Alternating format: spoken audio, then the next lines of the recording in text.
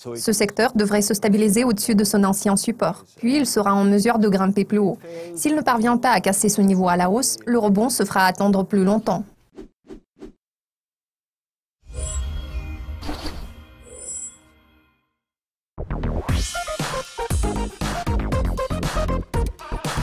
Bonjour Bruno, ravi de vous accueillir à nouveau dans notre studio.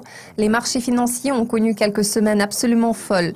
Quels sont les événements clés à surveiller en ce moment? Bonjour Jack, c'est un plaisir pour moi d'être ici. Je pense que l'événement de loin le plus important est la correction des marchés boursiers. Regardons ce qui s'est passé avec le rendement des obligations américaines à 10 ans. Ici, nous voyons les graphiques mensuels de l'évolution du rendement obligataire au cours des 10-15 dernières années. Nous avons remarqué une augmentation. Autrement dit, nous avons enregistré des plus hauts et des plus bas à des niveaux plus élevés. Fondamentalement, cela signifie que le marché obligataire suit une tendance haussière. Pourquoi cela est-il important ? Avant ce développement, nous observions une tendance baissière. Non seulement nous nous sommes retrouvés tout près de la bande supérieure de Bollinger, mais aussi tout près de la ligne de résistance à long terme. Il est fort probable que nous testerons bientôt le niveau de 3% que nous n'avons pas vu depuis 2014, c'est-à-dire depuis la crise. À cette époque-là, la Fed avait annoncé qu'elle prendrait des mesures pour remédier à la situation. Nous avons également remarqué que les développements qui se sont produits ces 5 dernières années laissent supposer que ce marché pourrait potentiellement grimper beaucoup plus haut. Pourtant, tout porte à croire que nous verrons une légère stabilisation aux alentours de la barre des 3%. Cette augmentation du taux de rendement, comment s'est-elle reflétée sur les secteurs américains? L'impact a été considérable. Il est à noter que le secteur financier a tiré le meilleur parti de cette situation. Comme nous le voyons ici, la ligne affichant l'évolution du rendement est en train de progresser. Cette ligne orange qui représente la force relative est également en hausse. Donc la corrélation entre ces deux lignes est forte. Ces quelques dernières semaines, nous avons observé une légère correction.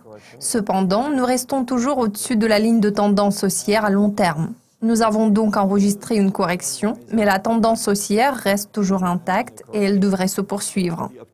Je tiens toutefois à préciser qu'un des secteurs affiche une évolution négative. Il s'agit notamment du secteur des services publics. Sa force relative est en baisse par rapport au S&P 500. Non seulement ce secteur a cassé sa ligne de tendance haussière, mais aussi il est revenu vers le niveau enregistré au début de 2017.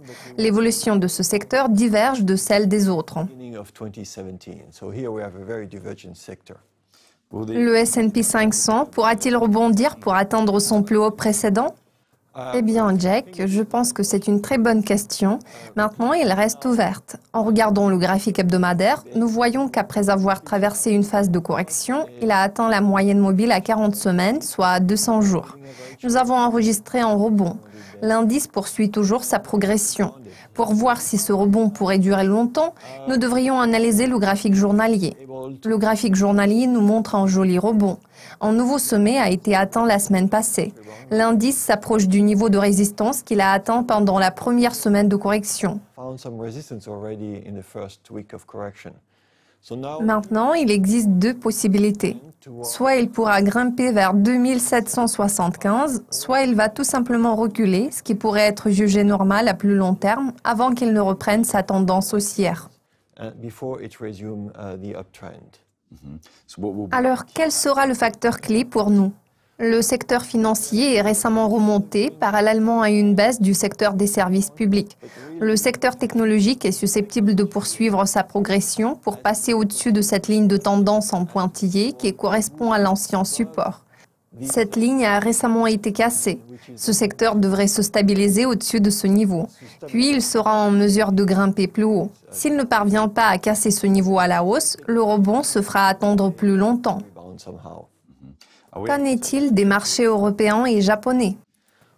Ici, nous n'avons pas beaucoup de signaux. Analysons le comportement du marché européen par rapport à l'indice S&P 500. Cette ligne en pointillé est en baisse, idem pour la force relative. Cela signifie que l'Europe sous-performe le S&P. Ce graphique nous montre que le rebond est relativement modeste ici. Bien sûr, il est dans une zone de survente, ce qui ne veut pas dire qu'il ne pourra pas rester au-dessus du support clé à la barre des 3300. Pourtant, ce marché ne sera pas en position de leader. La situation du Japon semble être un peu plus optimiste. La ligne de tendance est toujours intacte, mais nous voyons deux éléments qui entravent sa progression. La force relative du Nikkei est en baisse par rapport au S&P. En revanche, le yen progresse. Cela empêche le Nikkei de remonter. Cela laisse supposer qu'il se maintiendra au sein d'une fourchette comprise entre 31 000 et 23 000.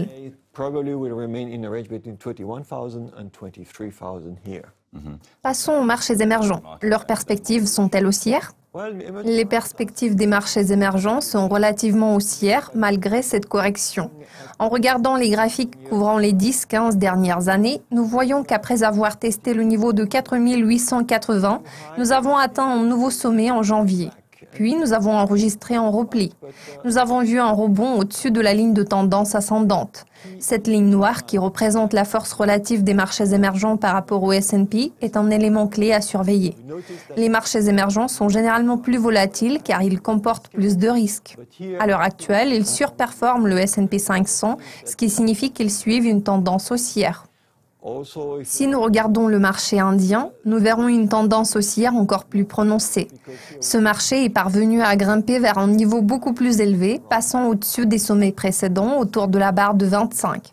Ce marché pourrait potentiellement reculer. Sa force relative est plate. Donc, malgré la dynamique excessivement haussière qui pourrait s'inverser à tout moment, pour l'instant, la tendance haussière reste intacte. Nous avons observé des mouvements assez extraordinaires. Il serait intéressant de jeter un coup d'œil sur l'heure. Que se passe-t-il sur ce marché? Les investisseurs réfléchissent à l'inflation et au rendement qui est en train d'augmenter.